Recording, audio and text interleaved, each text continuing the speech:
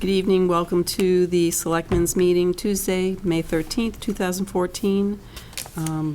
We are going to convene to enter directly into executive session and then come out at approximately 7 o'clock to conduct the rest of our regular meeting. Would someone like to make a motion to enter into executive session, please? Yeah, I move that the Board of Selectmen enter into executive session to conduct strategy sessions in preparation for negotiations with non-union personnel, or to conduct collective bargaining sessions or contract negotiations with non-union personnel. Attorney Michael J. McDevitt, Police Union Grievance, and Attorney Leo Peliquin, United Steelworkers, AFL-CIO, CLC. To adjourn. To adjourn to regular session. Have a second? Second. All those in favor? Aye. Roll call? Yes. Yes. Yes, Lorraine? Yes. Yes. Thank you. Good evening, everyone. Welcome back to the Selectmen's meeting, Board of Selectmen's meeting. I'm going to read tonight's agenda. We've just come out of executive session. We'll be starting, our first item is the board reorganization vote, followed by Stadium Insurance, Attorney John Davis, followed at 7:15, a public hearing, National Grid petition, 7:30, public hearing, application for Jay-Z and Beyonce concerts, 7:45, public hearing, application for New England Patriots 2014 season, and 8 p.m., Heather Harding Conservation Open Space Committee formation. I'd like to start with the Pledge of Allegiance, please. John, can you lead us? I pledge allegiance to the flag of the United States of America and to the republic for which it stands, one nation, under God, indivisible, with liberty and justice for all. Thank you. Before we start our regular agenda, I just wanted to take one action item out of order. I wanted to invite Mike Johns and Bob Siteman up to talk about the upcoming Memorial Day parade and program.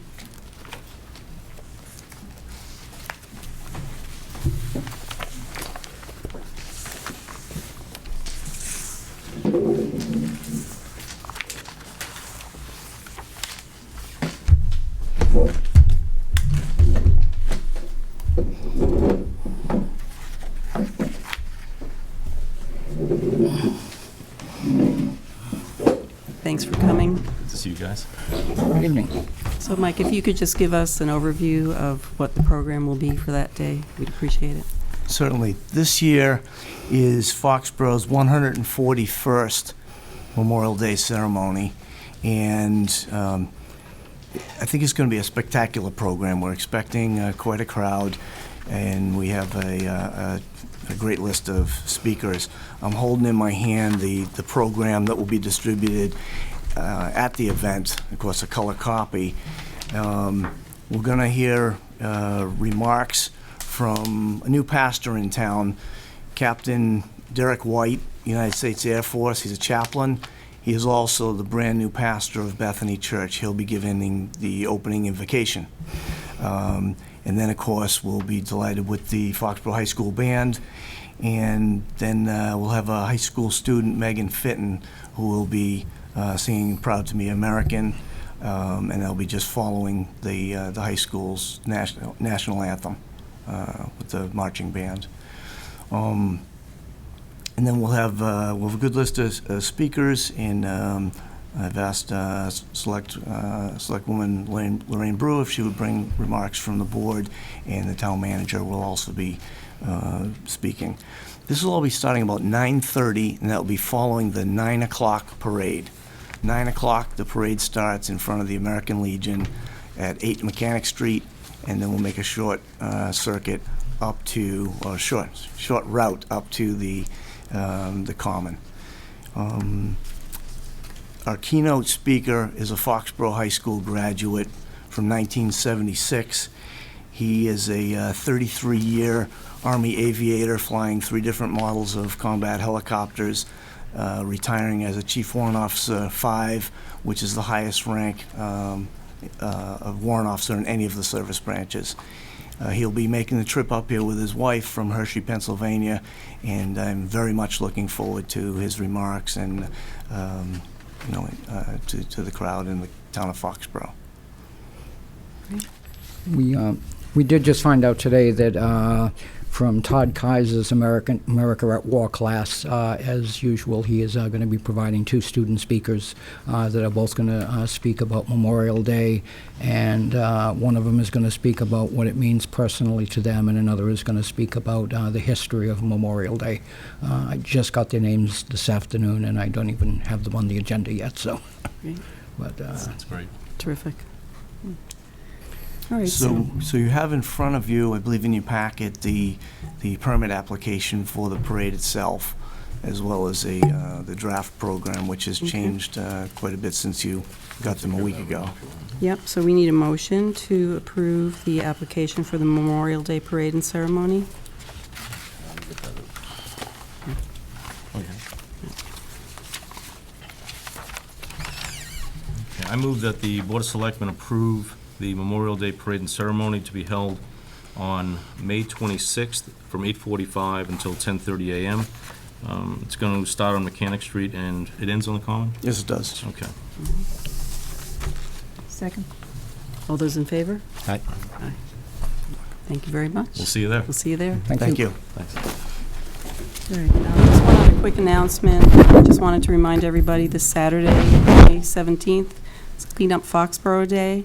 If you would like to volunteer, please go to their website, cleanupfoxborough.day.org, and sign up. And thank you very much, A.J. Dooley and Jack Authelette, for, again, organizing this really great event for our town. All right, so our first item is the board reorganization vote. We'll be electing new officers of the board. So would someone like to make a nomination for chairman? I'd like to nominate Lorraine Brew for chairman. Second.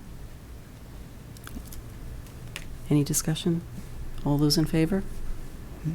Actually, Opposed? under discussion, do you mind? Sure, go ahead.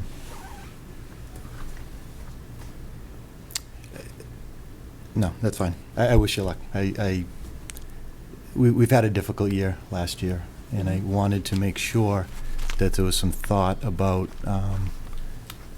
being a little more inclusive, getting a little more voice at the board, and a little more dialogue to try to make a balance. And I'm hoping you can do that. I think that's important to every member on the board, so I'm sure that will happen, Jim. Any further discussion? All those in favor? Opposed? Okay. 3-2. I'd like to nominate John Gray as vice chairman. Second. Any discussion? All those in favor? I'd like to nominate Gina Coppola for secretary. For the reason being, I think there's some good insight and some good ability to move things along quickly, and I think she has those skills. You mean clerk? Clerk. I'm sorry, what did I say? Secretary. Oh, clerk. I meant clerk, sorry. I'll second that. All those in favor? Aye. All right. Thank you. Okay. Our next item, Attorney John Davis from Maya is going to speak to us about the stadium insurance. This is in regards to the civil rights insurance coverage that we're looking to have effective July 1st. Good evening. Hi, John. The board asked me a couple of months ago to try to coordinate the new insurance that will become effective for the town with respect to law enforcement, effective July 1. So I've been working with Bob Cutler as well as the chief and developing the information that Maya needed to do a couple of things. Number one, they wanted to look into the pricing of a renewal. As you know, last year we had a bit of a crisis when Maya planned to increase the deductible under the policy going forward, effective for FY14, based upon the coverage that was in effect for the craft organization in protecting the town, and that came to sort of fruition as a result of the Weldner civil rights case. So we didn't want that to happen again this year, so we tried to be more proactive in looking at the policy and the insurance renewals earlier. With the assistance of the chief and Mr. Cutler, we developed the information that went to Maya for them to do a couple of things. Number one, they wanted to look at the rate scheduling and also take a closer look at the town's exposure in light of the stadium and the stadium events and our participation in providing security at the stadium events together with the craft organization. And the other thing that they wanted to do was also put the law enforcement out for bid to see what on the open market that would cost. So I'm here to tell you I think we have good news. Maya on May 1 provided us with a quote of law enforcement coverage going forward after they had analyzed the stadium exposure. And your law enforcement coverage last year cost $22,735. The quote going forward for FY15 under Maya would be $25,940, an increase of about 14%.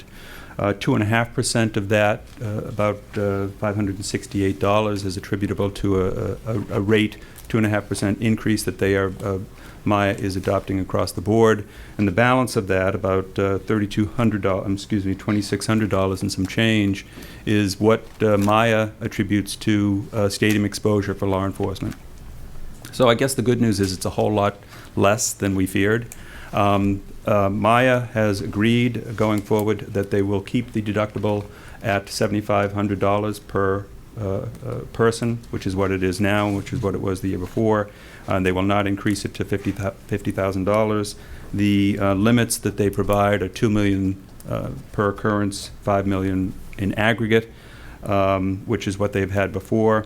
So their only conditions are that the policy that we worked out with the craft organization for the insurance to which we are added as an additional insured going forward remains the same, so long as that policy, and we've been told by the craft organization that that policy will remain the same. So going forward, so long as that policy is in effect, and we can provide documentation to support that to Maya, then they can renew at that increase, the premium of $25,940. They did, as the other thing that they were going to do was go out in the market and price it. The Maya policy comes in much cheaper than they could find elsewhere. When they went out to price it in the market, the best price they could find for law enforcement for the town going forward was $65,000 per year, and there was going to be a $25,000 deductible on that, and your limits were going to be $1 million, $3 million. So obviously the Maya package is a whole lot more attractive than what you can get elsewhere. What are the limits on Maya? $2 million, $5 million, $5 million. $2 million, $5 million. So I'm putting together, and I met with Bill Keegan last week with folks from Maya, and there are some loose ends in terms of documentation that we need to provide. I appreciate that the certificates of insurance is still an issue. I saw some certificates today that I think still need to be addressed, in the sense that I think the certificates should simply reflect what the coverage is. I think there was some paraphrasing in the new certificates that wasn't really accurate, as best I could tell. So the certificates of insurance provided to you by craft organization evidencing the coverage, I think should just simply accurately reflect what that coverage is. But as I said, Maya is satisfied. Maya is not going to raise the deductible. That was our problem last year. It looked as if as of July 1, we were going to be facing a $50,000 per person deductible, and that's not the case. Now, these certificates just simply have to rewrite them to clarify, or Yes. do you see any hurdles that you have to get over? No, I don't see any hurdles. I think they can be crafted, choice of words. They can be written in such a way that simply reflects the coverage that's available under the Great Divide Okay, policy. so it's a few more conversations. And Yes, I think so. And I spoke today with their counsel about this particular issue, and we're going to talk again tomorrow. Now, the permits that we've issued were contingent upon this being addressed by June 30th. So those permits don't have to be changed. We do not have to re-vote on those. The language stays the same.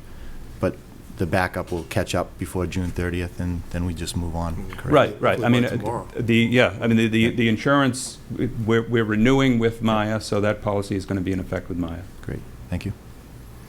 David, any questions?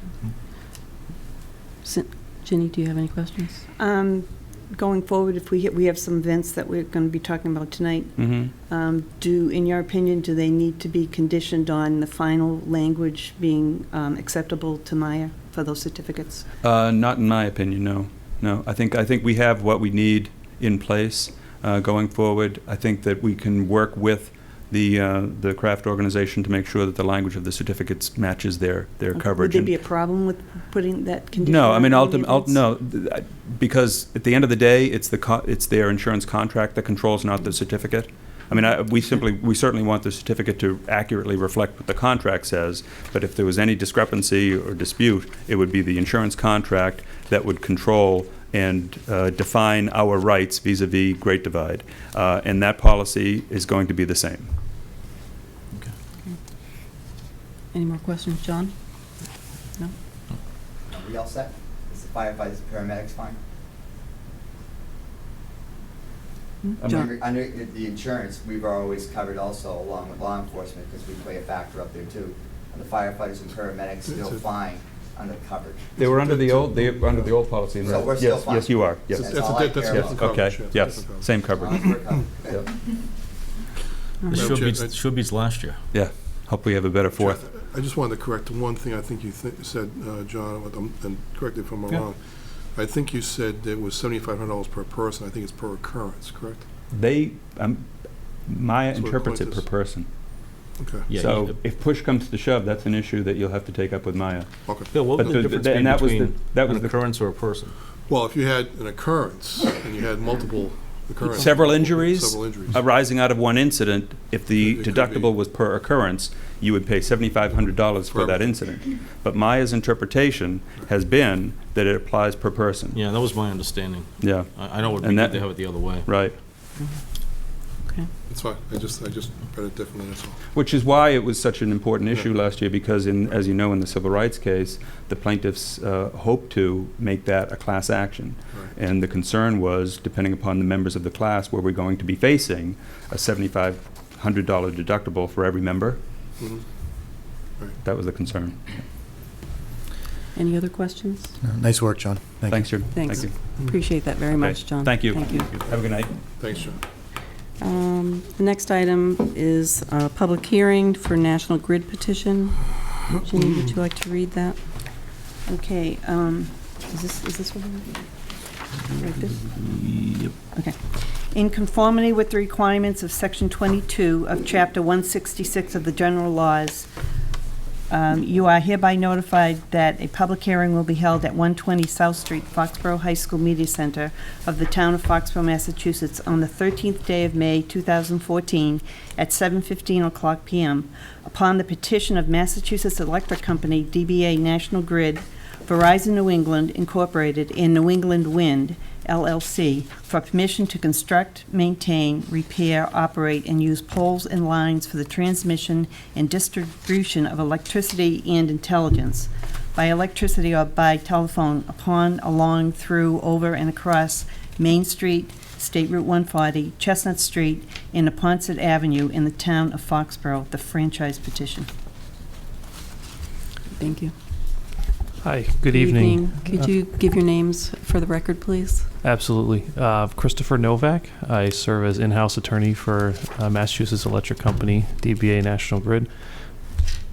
Mark Bristol, project manager for National Grid.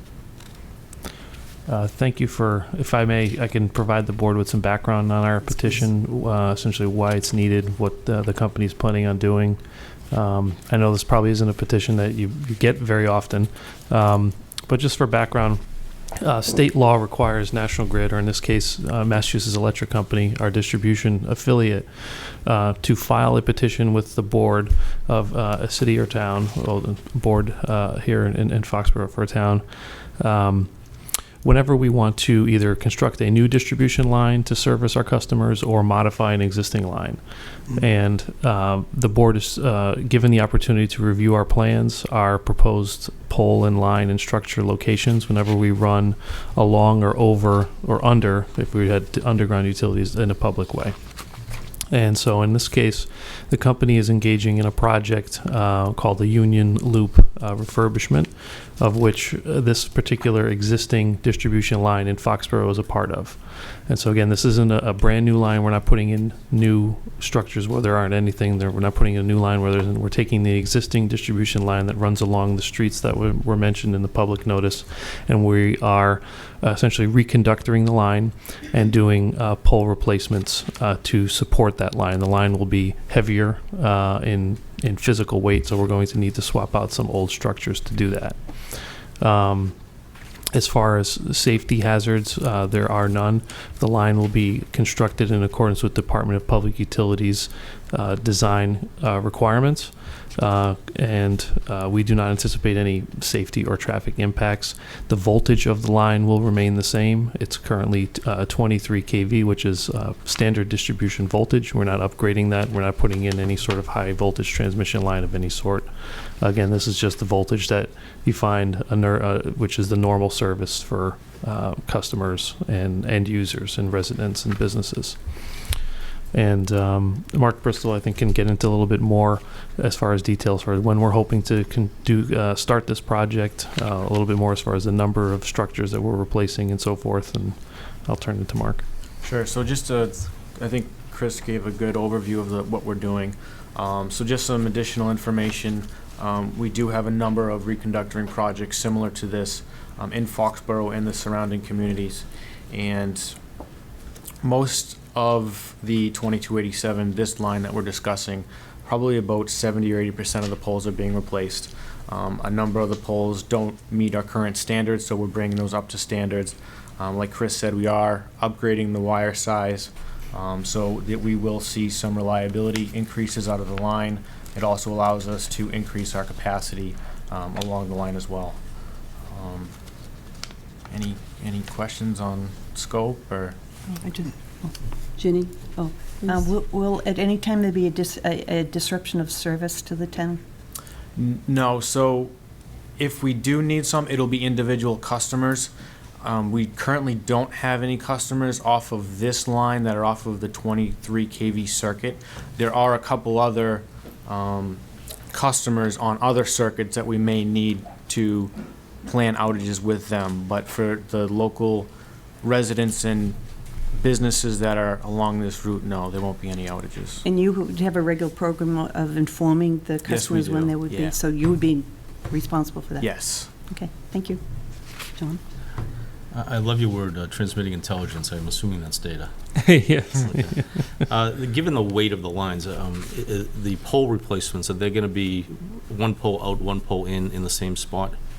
Yes. So that if you currently didn't have a pole in front of your house, you won't have a pole in front of your house. So it'll basically be the same footprint. Because these photos that you gave, I had a hard time finding exactly where you're going to put it. Yeah, so the most any pole would move would probably be a couple feet, just because for whatever reason, if we can't set the pole, directly next to the existing. But generally in the same spot. Yeah, that's right. Okay. Thanks. Jim? Yeah, I'm sure you're aware, the Union Loop has become part of our daily vocabulary starting 2 years ago, when at times almost the entire town was out. We've testified in front of the DPU many times. We've had your boss in here. Very, very frustrating. So if there's anything that the town can do to expedite what you're doing with respect to, I'm sure some of these poles or lines have to go through conservation.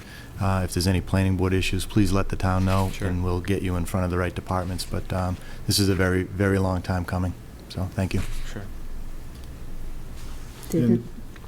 Once you start, are you going to stay on it until completion, or is this project going to drag out for weeks? So to the whole Union Loop, like I mentioned, there's other parts of the Union Loop that run through the surrounding communities. We've already started work on another section of the Union Loop in Rentham. The 2287 is the second piece that'll start, and we're currently planning to start that in late summer, early fall. And then we have lined up to do the rest of the work along the way. But no, we won't. We'll do that section of the line, and we'll move to another section. And you're gonna replace any disturbed areas as light condition? So if you pull a pole out and you have to drill a deeper hole, you're gonna take care of all that excess gravel Correct. that you Yes, excavate, Yes, not leave it behind? right. So how long will this section take? This piece right here, probably about 8 weeks. Mm. Could be a week or two long, on either side of that, but about 8 weeks. Okay.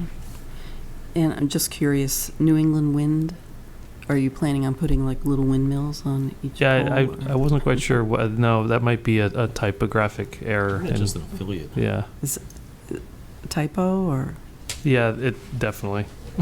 Yeah, Okay. that's my fault. All right.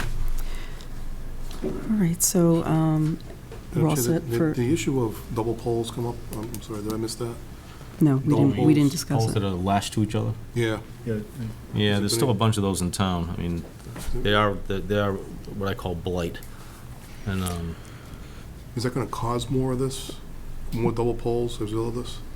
It's gonna be Yeah, replace so pole to in pole? order to do the work, we do have to have a double pole there for a period of time.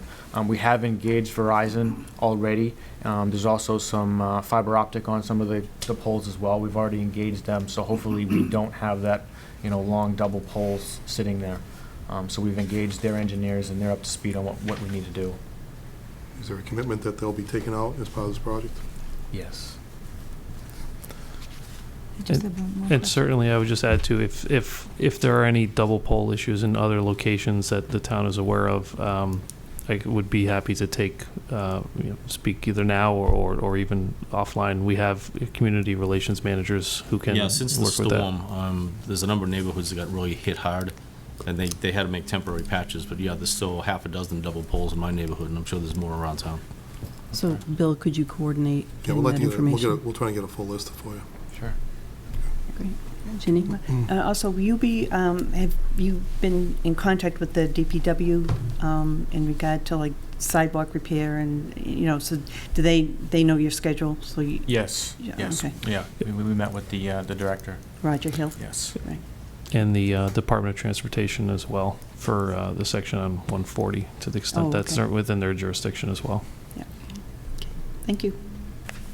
Okay, this is a public hearing. Would anyone in the audience like to speak? Please come and give us your name and address, please. Yeah, Richard Pelletier, 211 Main Street. I just have a question. You mentioned structures. I assume those are poles. Wood poles. Now, okay, they're conventional like you have now. Correct. And the lighting is going to be the same. I don't know who's in charge of the poles. You have Yeah, Red if salmon. there's a light there now, it'll be transferred to the new pole. okay. Yeah. Thank you. Thank you. Any other questions or comments? I have another question. Go ahead, Dave. You've coordinated with Verizon and Comcast for the relocation of their wires with the new poles? Yeah, so what we do, like on this project, we reach out to their engineers to make sure that they are comfortable with our plans, and we like to ask them and get their input on any additional work that, they might want, down the road that we can incorporate to this work. So we've actually been working with them. We've made a few changes based on what they've looked for, but that's very typical of what we do. So they're engaged with the work that we're doing. Do we have any fire alarm issues? We've gone all microwave, and Okay. in fact, we've had some discussions with them, and some of that old wire might find itself off. Okay. That would be a big help. Your opportunity to do that? Sure. So can I ask you, when we were going through this a couple of years, there's an influence area around the wires, width and height, that it has to be cleared by trees. So over the last couple of years, your consultants or subs had cleared that. Have you looked at other trees and more clearing that needs to get done, or is it as simple as taking down poles and wires and putting them back up? Yeah, so we actually have already completed the tree trimming that's required for this work along 140 and Chestnut Street. We didn't have any tree clearing needs on Neponset Street, but we've actually already did that work. It's been Okay, so completed. that's all cleared, and there's no Correct. additional tree removal? No more, Okay, correct. thank you. Yes. Any other questions or comments? Take a motion to close the hearing. Oh, is that me? Yep. I move that we close the hearing. I'll second that. All those in favor? Aye. Okay, Thank you. Thank you. thank you. Any further discussion, questions? Okay. Can we have a motion to Just need to accept the proposal. accept this proposal, right? I'd like to make a motion that we accept the proposal put forth by National Grid to do upgrading work on the Union Loop in the town of Foxborough. A second. Second by John. All those in favor? Aye. 5-0. Thank you. Okay, our next public hearing is the application for the Jay-Z and Beyonce concerts. Jenny, can you read that, please? Okay, Town of Foxborough Board of Selectmen hearing notice. The Board of Selectmen, acting as the local licensing authority pursuant to Mass General Laws, Chapter 140, Section 181, and Section 183A, and Chapter 136, Section 4, Town of Foxborough Revised General Bylaws, Article 5, Section 6, and also Stadium Rules and Regulations, will conduct a public hearing on Tuesday, May 13, 2014, beginning at 7:30 p.m. in the Foxborough High School Media Center to review the applications submitted by NPS LLC for the Jay-Z and Beyonce On the Run tour. This event is proposed for Gillette Stadium. Application for this event is on file at the Office of Selectmen. All interested parties are welcome to attend. John I. Gray, Clerk. Thank you. Welcome. Thank you. Jess, could you give your name for the record, please? I'm Jess Stevenson with Gillette Stadium and the New England Patriots. So first up, we've got Jay-Z and Beyonce. On the application, you'll see we've got 2 dates listed. We are only requesting 1 date, which is that Tuesday, July 1st. Initially, there had been some discussion about potentially turning into 2 individual dates, but Live Nation has made the decision to just move forward with 1. So the application before you is just for the July 1st date. Great. With that being said, it's Jay-Z and Beyonce On the Run. The start time we're requesting is 8 p.m. With a gate time of 6:30 p.m. This show has 6 price points. It starts at $40.50 and goes up to $253. We're anticipating about 50,000 in attendance, a full stadium show. This is also a Live Nation show, so just to take a step back, the 4 concerts that we already have scheduled are Live Nation shows, the 3 One Direction dates, and then the 1 Luke Bryan date in August. Mm-hmm. So this is the same promotion group, it's the same production group. It's a Live Nation global tour, and we're working with the Live Nation Boston office. So it's the same staff, which is nice. For the show, I think the only interesting information to point out is that it skews, both of these artists tend to skew a lot older than we had actually anticipated. Some of the initial demographic info from Live Nation show that they perform strongest with a female demo, 25 to 44 years old. So with that being said, we are anticipating doing some restroom conversions, so converting some of our restrooms over to female restrooms to ease some of the wait time. And we'll also have mist tents, weather permitting, in the event that it is warm and if Chief Hatfield sees it fit. The other interesting point was just that we're also going to continue the taxi stand service. So we're going to be piloting that program the end of this month, actually, on May 31st for the George Strait concert. And then we'll have it for all of our shows, including this one in 2014. I think we've covered about everything on our end. Great. Thanks, Jess. George, Mike, would you like to update from the Stadium Advisory Committee? We reviewed the application and the additional items that are in process. There's fairly significant construction that is on the east side. Yes. And Commissioner Caspara is working just to make sure that it's minimized in terms of the egress into the areas and didn't have an issue. The North Street will be, the North Street access, Putnam Way, has been requested.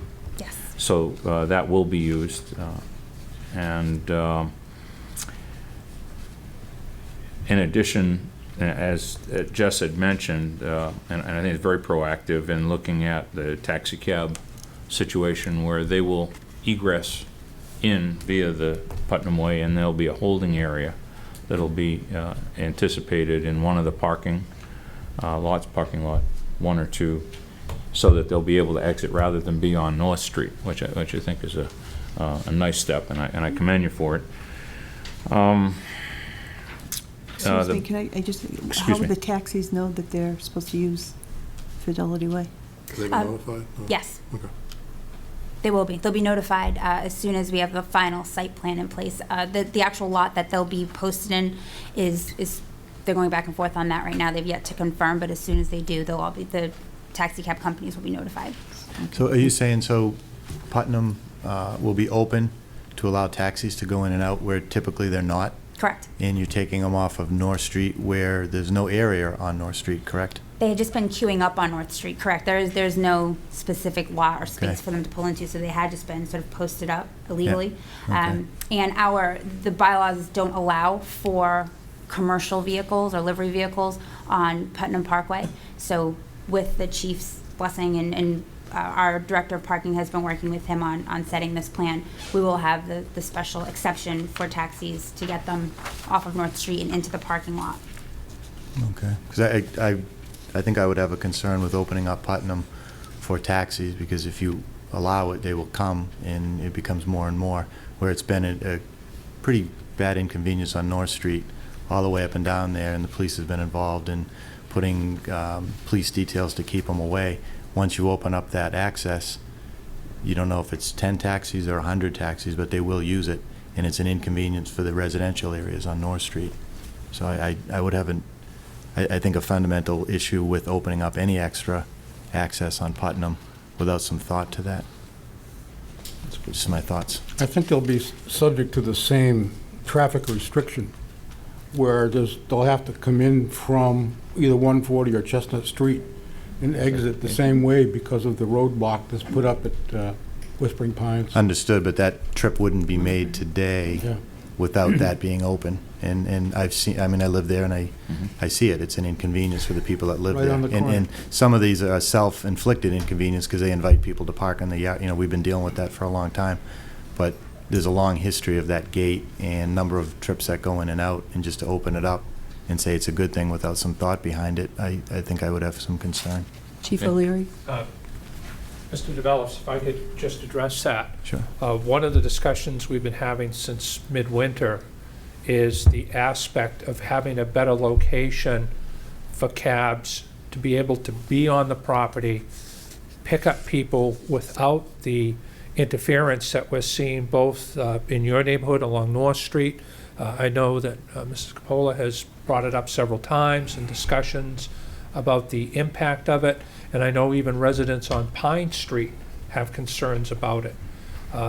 We're doing it, I'd like to think, we had talked about doing it for George Strait, again, with a type of audience that I think would appreciate being able to go someplace on the grounds to get the same cab company they took into the facility to take them out through the Fidelity Way access point.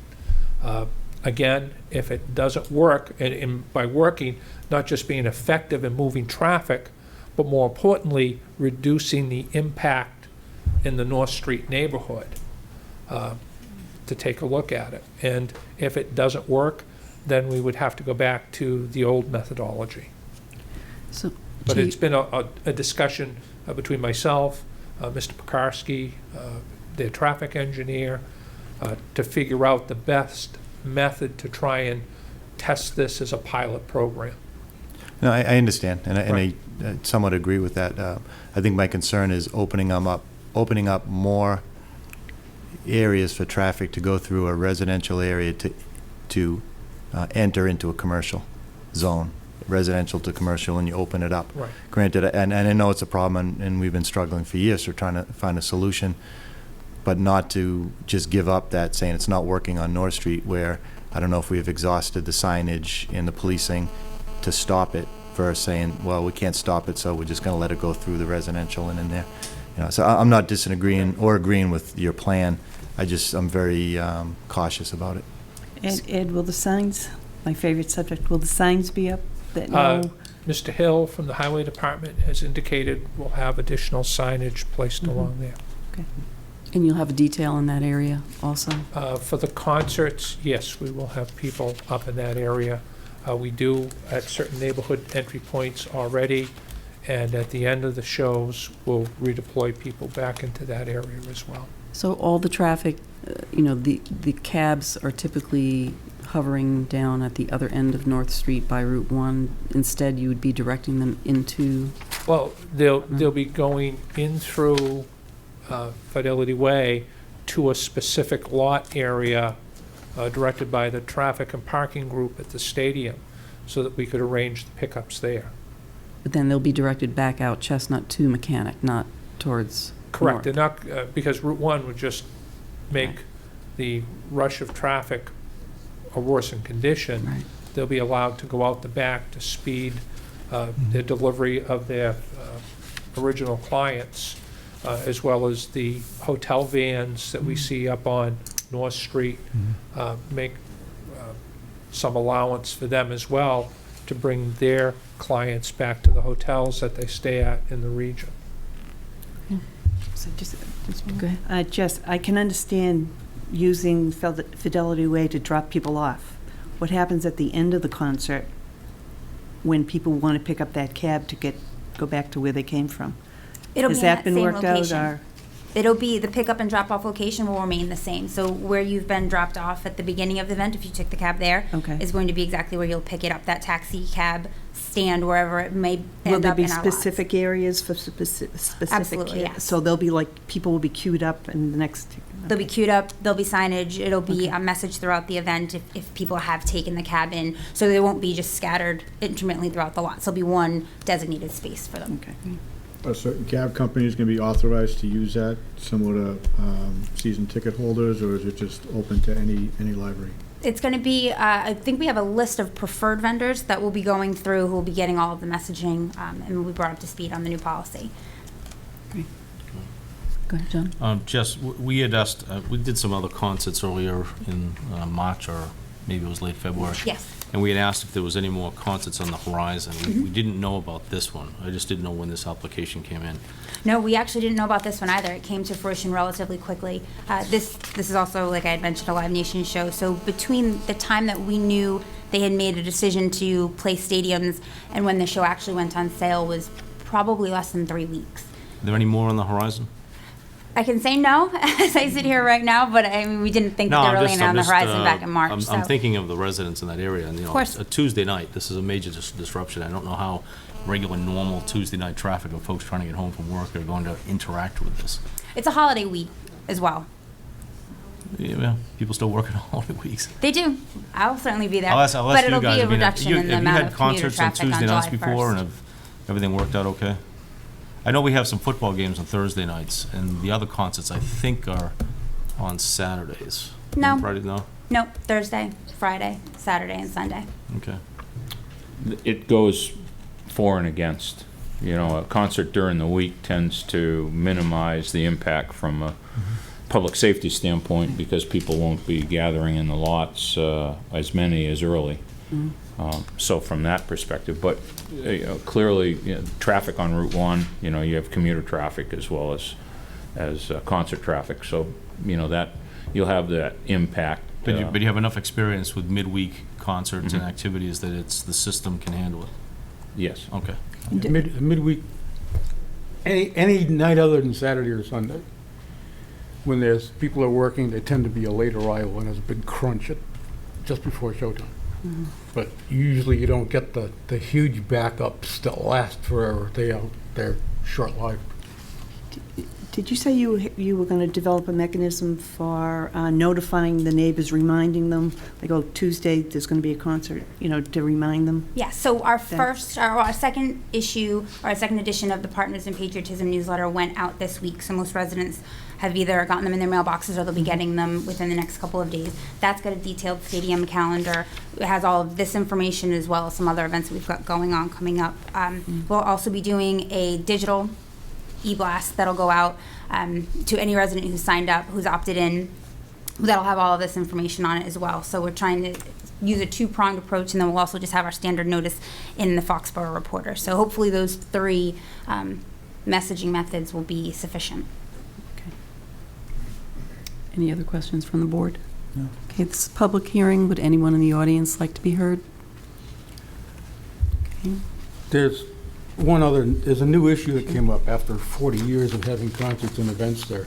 It was brought to our attention by the Board of Health that Basically, RVs and buses have been emptying their facilities, which is a violation of state law. So when these vehicles enter the parking lots, they're being handed a note telling them that, one, it's illegal to dump sewage in the parking lots, and they're going to have a pumping truck available for a fee, such that they'll actually have the truck come to them, or they'll go to the truck and pump out their tanks. So you actually have to tell people you can't dump their sewage on the parking lot? Wow. Unfortunately, we had one instance of it last year. So I'm working with the Board of Health now to proactively take steps to remind people that that isn't legal. I remember that. I think that even made the paper. I think, Did? yeah.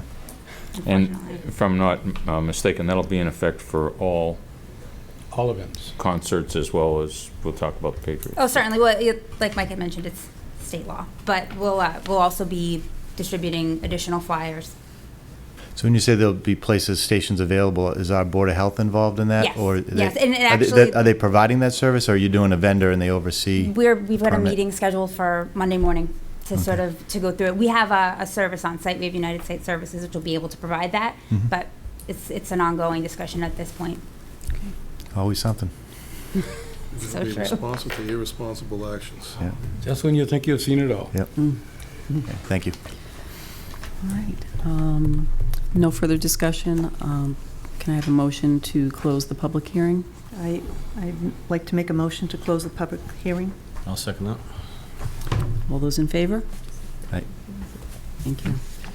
Thank you very much. Any other discussion from the board? If not, can we have a motion to approve the Beyonce Jay-Z concert? Okay, I'd like to make a motion to approve the Beyonce Jay-Z On the Run Tour event for July 1st. Second. Thank you. 2014 at Gillette. Nope, July 1st. July 1st. It's just July 1st. July 1st. Yes. 2014 at Gillette Stadium. I'll second the motion. All those in favor? Aye. All right. Thanks very much. Okay. All right. Next one. Ginny, can you read the next notice? Okay, Town of Foxborough Board of Selectmen hearing notice. The Board of Selectmen, acting as the local licensing authority pursuant to Mass General Laws, Chapter 140, Section 181, and Section 183A, and Chapter 136, Section 4, Town of Foxborough Revised General Bylaws, Article 5, Section 6, and also Stadium Rules and Regulations, will conduct a public hearing on Tuesday, May 13, 2014, beginning at 7:45 p.m. in the Foxborough High School Media Center to review the application submitted by NPS LLC for the 2014 New England Patriots home games. These events are proposed for Gillette Stadium. Application for these events is on file at the Office of Selectmen. All interested parties are welcome to attend. John R. Gray, Clerk. Thank you. So, the 2014 season is upon us already. Requesting a license for the full New England Patriots 2014 season, 10 home games and 2 potential home games that would play off. We've got a requested gate time of 2 hours prior to kickoff, requested lot time of 4 hours prior to kickoff, both of which are standard. There aren't any significant changes to our operation for this season. We've got some ongoing construction projects, all of which, we work closely with the planning board on. We have got some suite renovations that are taking place, and those are primarily cosmetic changes. We're continuing with the football build-out, the construction of our football front offices, which is located on the east side between the E3 and E2 entrances. Right now, we've also got the ongoing construction of the 2 additional elevators, which will be a huge help to us once they do finally get up and running and are operational, because the wait and the backlog to use the existing ones has been somewhat of a struggle. All of our changes to our procedures and our processes this year are really just to bring the focus back on the day of game in bowl experience and making sure that as fans come in, there's a lot of competition, quite honestly, between HGTV and warm couches. So we need to make the experience in stadium as unique, as appealing, as inviting as possible. So with that, we're going to be continuing to use our digital signage creatively. Like I said, there are some cosmetic changes that are going in. We are upgrading a lot of the equipment in our concession stands, and we're continuing the use of our app, which we piloted last year, the Gillette Stadium app. And that's been, we've had some really great feedback on it. It was received very well, and it's improving the in-stadium experience for a lot of our fans. Everything from live stats to concession stand menus to wait times at assorted restrooms. All that information is now live and streaming if you've got the app on your phone and you're in stadium. Great, thank you. George? Been through this a couple of times with the Patriots, so thank you for wanting to do this again. Of note, there are 2 8:30 games, which tend to be a bit more, I want to say, problematic. The good news is one of them's on a Thursday, so and that's against the Jets, so an arch rival, but a game on a Thursday will tend to, more minimize the potential impact and of activity in the lots. There's a 4:25 game on a Sunday. Really, the only point, they've increased the flex schedule, which basically says that they've brought it forward to October 5th. So, in essence, any game that's at the stadium from October 5th forward, they can change the time of. So that's something that, we'll, as that happens, will need to be communicated, because you kind of get locked in. It's going to be 1 or it's going to be 8:30, and it could be whatever, right, from what I understand. Correct. Yeah, it's an NFL policy this year. It's just they're different contract with the broadcast partners. So where that was just a concern for the last 2 weeks, now has crept up a little bit earlier on us in the season. There aren't any games right now that really jump out that look like they'll be adjusted, but they have reserved the right to do so. That was really the only One other thing, during the construction of the new football offices, I don't know if some of you are aware that there are 2 stairways that come down next to the elevators, where a lot of people use those as their escape at the end of the game. From the concourse, main concourse level down, those stairways will be closed until the construction is completed. It's a safety. So people coming down those stairways will be directed onto the main concourse and have to walk down the ramps. Are those going to be fenced in to prevent people from thinking they can get by? They're all blocked off. They're all blocked off. They have team ops folks there, so, and they're redirected. So we've been using it now for Revolution games. It's been going very well. Jess, the Patriots organization has been very forthcoming with, you've been leading a lot of the games in the different states on your responsible drinking, and we appreciate that. Is anything new and exciting on changes to that we've done in the past? We're doing some upgrades to the program internally, Yep. just increasing the adjusting the handouts. So, you know, one year you got a keychain, the following year you got the wristband. We have a different amenity this year. We're continuing with the free soft drink program if you are to sign up. We have a couple of different things, and we've actually just started the hiring process too for that. So we're bringing in our new staff, and we have led the league actually since the program's inception, and we don't plan on going anywhere. That's what I was trying to say, but I couldn't get it out. Yeah. Thank you. Great. Any other comments from the board? I did notice that you're including 4,000 general admission seats. Are those seats standing room? It's standing room only. It's been that way since 2002. We request those seats. We haven't actually used them, I think, in the last 3 years, but we do request them in the license at the beginning of every season.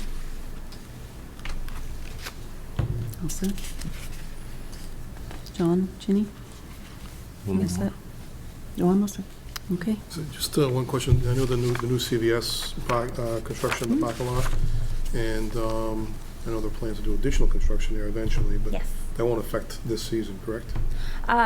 It may eat into the season, but we do have enough parking spots to accommodate for not only the building itself or what any additional buildings, but for the construction footprint. Okay. It's a public hearing. Anyone in the audience like to be heard? Okay. Look all set. Can I have a motion to close the hearing? I make a motion to close this hearing. I'll second that. All those in favor? Aye. Okay. So, can we have a motion to approve the 2014 New England Patriots home games? Okay, I make a motion to approve the 2014 New England Patriots home game schedule at Gillette Stadium. I'll second that, and good luck. Thank you. All those in favor? Thanks very much. Madam Thank you. Chairman, can you just, as long as you're here, we had, under the action items, the last thing on the action items was a memorandum from the Stadium Advisory Committee in regard to those vehicles.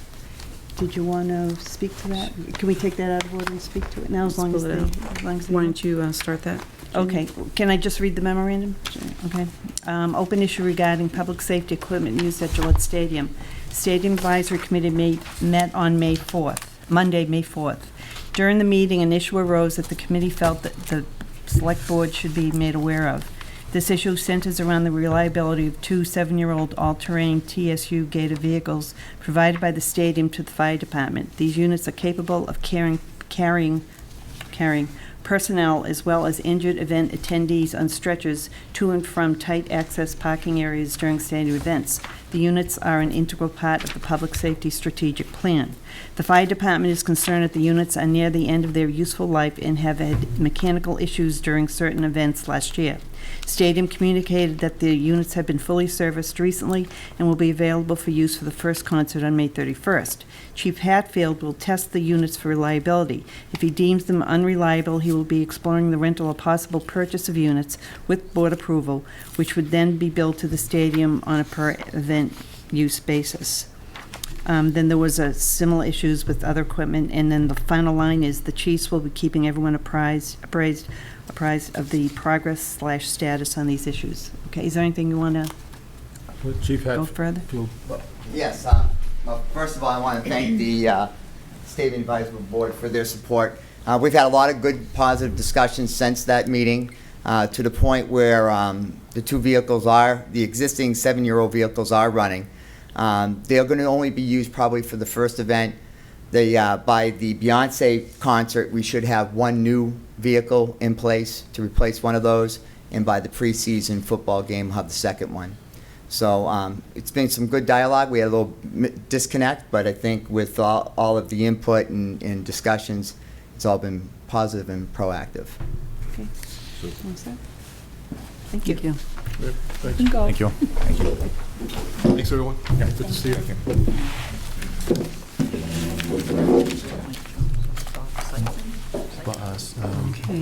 Website, yeah. This last item, the Open Space Committee formation, Bill. Yes, Madam Chair, I requested that this be postponed for one meeting until I have an opportunity to to evaluate it further. I'm not familiar with the plan, how it was developed. I just wanted to get together with the various department heads and committees to talk about it so a little bit more, so I have some more information about it, so we can talk about it at the next meeting. Okay. Can I just add, I've been involved with this over the years, kind of on a peripheral, but it's certainly a worthwhile endeavor. There's a lot of volunteers, and it does open up a lot of doors for grants and opportunities. So if we could get it on the next agenda, that would be great. Sure. Thanks. Yeah, the concept to me is fine. I just do a lot of questions about it. I just never. Sure. Yeah, actually, that'd be beneficial, because I'm not as familiar as Jim is with it, so, any research you can bring to us would be great. Sure, I'm glad to do that. I'll do that for the next meeting. All right. Great, thanks. Thank you. Why don't we move to action items?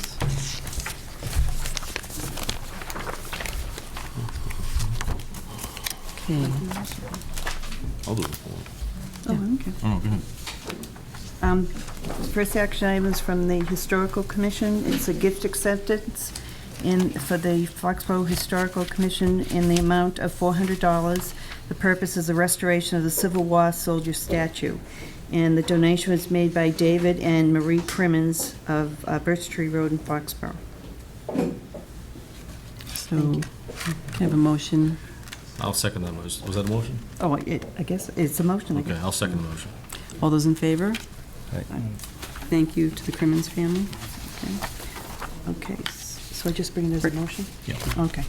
I move that the Board of Selectmen approve the acceptance of a donation to the Recreation Committee in the amount of $300 for the purpose of, it's a donation as a result of company matching their employee volunteer hours.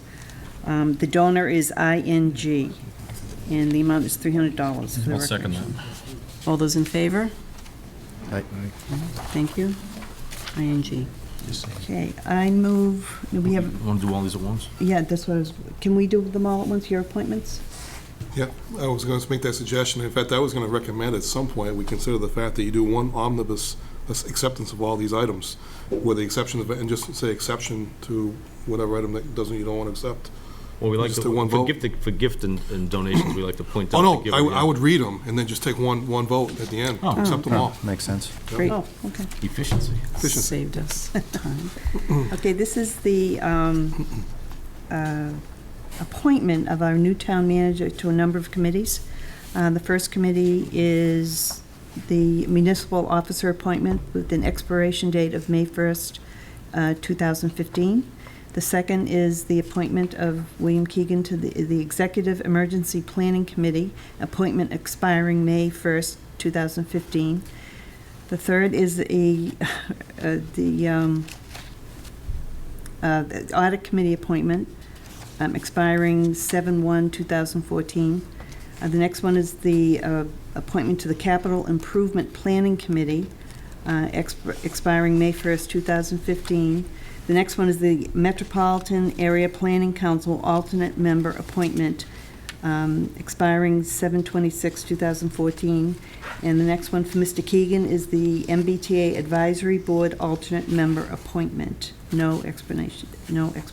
I'll second all of those. Under discussion, it seems like there's a lot of committees all of a sudden you're on.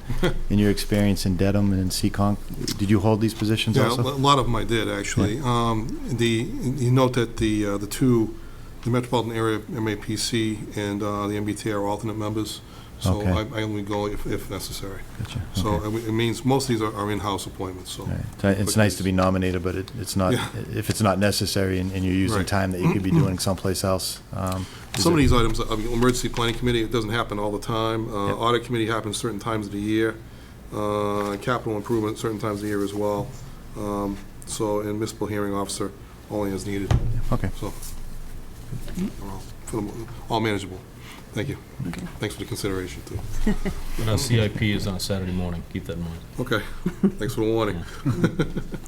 All right, so we'll keep going down the list. Right. Okay, the next one, we've already done the next one, the Memorial Day parade. The next one is a donation for the to the police department in the amount of $30. It is to be donated into the Law Enforcement Drug Fund. Oh, and this donation is made from Edward and Roberta McIntyre in the amount of $30. Thank you very much.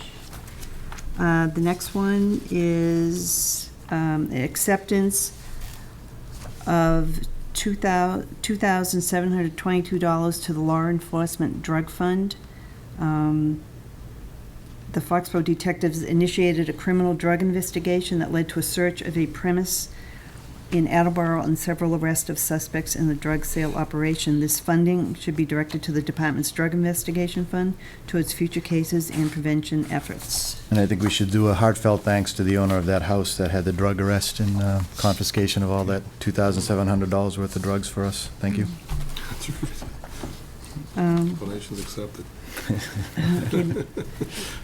The next is an application for the Hockomock Area YMCA Invensys Foxborough Branch. It's a 5K road race on September 14th, 2014. Okay. Okay, the next one is the acceptance. We approve the acceptance to the fire department of a Southeast Mass Shelter Support Unit. It's worth approximately $40,000, and the purpose is to support our towns and regions' shelter needs. The donation was SRPEDD, and the department will pick it up in Holbrook. Do you have that in your possession yet? Not yet. I have to get plates. Can you explain what it is? Absolutely. Kind of excited. This is, if you recall, a few years ago, we had to open up a shelter at the Borough School. And one of the things that we were struggling with is having the sheltering equipment necessary to really do it right. And we had to get some equipment from Taunton, use what we had. Some ideas were bouncing around, and I started looking to see what was out there from MEMA, from Massachusetts Emergency Management, and also from Homeland Security. This trailer came up. It was already dedicated to another community, and after some discussions, we finally got them to see fit to relocate that asset. So I'm really excited about it. Our CERT team, our volunteers are very excited about it, because now we'll be able to actually have the equipment necessary to open up our own personal shelter. Now, some of the things that fall into it is that we are obligated that if there's a need in our region, we need to get it there. Mm-hmm. But we have first options. If it's a large-scale situation and we have to open it, we have first options, and that was the important thing. We will have to register it and get plates and Insure it too. insure the trailer, not the content. Right. Chief, where are you going to house this? Chief O'Leary and I actually had a meeting today with him having a traffic control trailer. We have a safe trailer now for children's education. We have a Homeland Security trailer already that we use to host all of our dispensing site equipment and also our animal sheltering. The parking lot right behind the public safety building, the far corner up in the back, is we don't really use it. It is town-owned, and we've started talking about a plan to relocate all those trailers there, move one of our cameras so that we can actually keep it monitored by dispatch, and we feel it would be a safe environment for those trailers. And they can stay out in the weather? Yeah. Okay. Yep. Great. Chief, during the Lakeview Pavilion fire, there was Yep. that mobile, remember you brought us into the Yeah. mobile that came from Rhode Island? That came from the state of New Hampshire. New Hampshire, okay. Yeah, New Hampshire, state of Massachusetts, sorry about that. Okay. And that is utilized mostly for first responders. But So that's more for the servicemen that fight the Exactly, fire. Could this exactly. do something, the equipment that's in here is not comparable to what was out there? No, that's more of a rehab center where it gets everybody out of the elements. The sheltering trailer that we have is really storing all that equipment necessary for opening and activating a shelter, like we did at the Borough School. Okay, so bad storms and things like that? Right. It's individual not that small type of things. trailer, Okay. no. Gotcha. Thank you. Thank you. Okay. So I move we accept All the action. everything on the action items. if that's- I'll second that. All those in favor? Aye. Aye. Thank you very much. There's just a couple of items in the information section. Ancient Mariner appears to be a health violation. The last OUI drink data, that's the 24J report that describes the last place of alcohol consumption identified at the time of OUI arrest. And the last item is the withdrawal of the Patriot Place Splitsville request for hearing to the the Committee of Massachusetts Department of State Treasury. And that's it. Lorraine, can I make a suggestion? Sure. I'm sorry. Go ahead. I know in the past, when there's a new selectman, at the beginning, they either want to thank the supporters or thank their wife or whatever. Not to put you on the spot, but so you don't have to say it yourself. Do you want to take a minute to address somebody? Thank you for putting me on the spot. No, I do want to sincerely thank the residents of Foxborough for giving me this opportunity to serve the town's best interests. And I want to thank the other members of the board for the warm welcome. It's been a crazy week. A lot of stuff going on, jumping in both feet with town meeting, quick meeting last week, and then today. But no, I'm looking forward to serving the town's best interests. So Welcome. Welcome, Dave. Welcome aboard. Thank you, wife. Come on, you got to say it. I like to thank my wife. Yeah, there you go. You can go home. Madam Chair, I just have a couple items I just want to update the board on. I'll try and make this an agenda item formally at the next time we talk about setting up the agenda going forward. But just some things I've been working on, so you're aware and that the community is aware. But of course, Memorial Day celebration is coming up on May 26th, and the parade starts at 9 a.m. And the ceremony starts at 9:30. I will be offering my thoughts at that ceremony for the first time as well, along with the chair as well. I'll be meeting with the Foxborough Cable group this week to initiate a new television program called Ask the Manager, which will be done, I think, on a monthly basis. Nice. So people will be able to write in their questions, and then I'll be able to circulate them to all the departments and then provide some responses to everybody. So in case there are hot issues that people have, I can try and address them directly. I've completed the work on the new contract for the finance director. I'll have that for you for the next meeting. I'm meeting again with the town hall working group next week and I'll be finalizing that date probably by tomorrow. But I would like a member of this board to serve on that committee if possible. David and I talked about it as was possible, but certainly it's a board decision. So how you would like to proceed with that, I'll certainly leave that up to you. Okay. Yeah, we brought that up at the last quick meeting that we had. Yeah. But my thought on that, and I talked to Dave very briefly about this. Town hall's been kicked around for, we can debate 10, 15 years. Mm-hmm. We all have ideas. We've tried different things. David had some ideas that he shared with me that I'm not sure if I agree or not, but they're different and they may have some merit, and he's got the experience. Mm-hmm. And he doesn't have the baggage, so to speak, that we have with different ad hoc committees and department heads and stuff. I think a fresh perspective with someone that's in the permitting and construction business, I think would be a world of difference right now. So I nominate David to take this. I'll second that. 'Cause I'll third it. Anything's better than where we've been. Just notice everybody take a step back. Yeah. That's what it is. No, in all seriousness, it's No. that's paramount. It's got to get addressed I this agree. year. And then we can both be newbies together on that one, so I think it's a good thing. Thanks. We've had some conversations. I think it'd be a good decision. So definitely have our support. Thanks for stepping up. Appreciate it. Right. Thanks for letting Jim step you up. Right. Thanks for everybody stepping back. Yeah, that's right. We're here for you. There you go. We're Thanks. needing the Thanks. bubble fire. There you Oh, go. all in favor? Aye. Great, thank you. I've been meeting with several groups over the past week, including the Route 1 Businessmen, the 485 Metro West Partnership, the Founders Day Committee.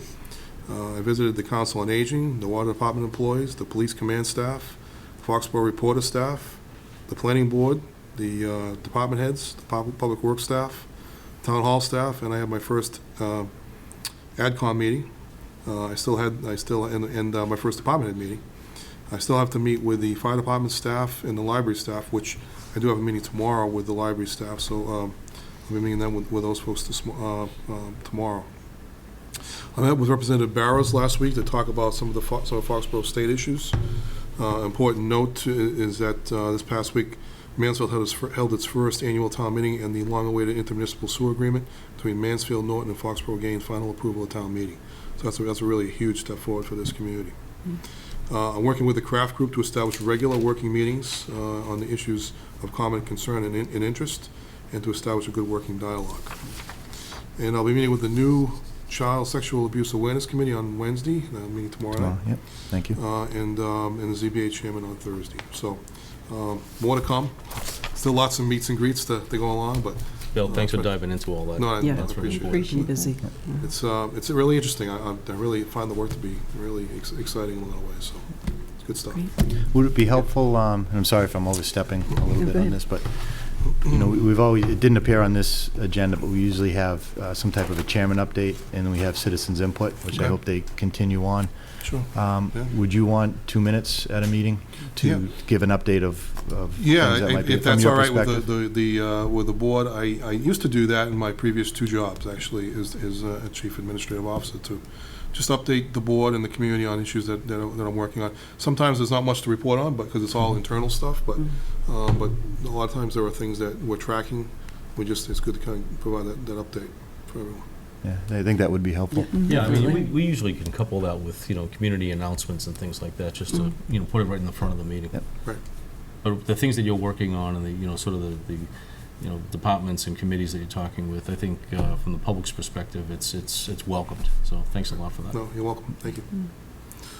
All right, so Great. that's all. That's all for tonight. Thanks very much. All right, thank you. Can we have a motion to adjourn? I make a motion to adjourn. I'll second it. All those in favor? Aye. Thank you. Good night.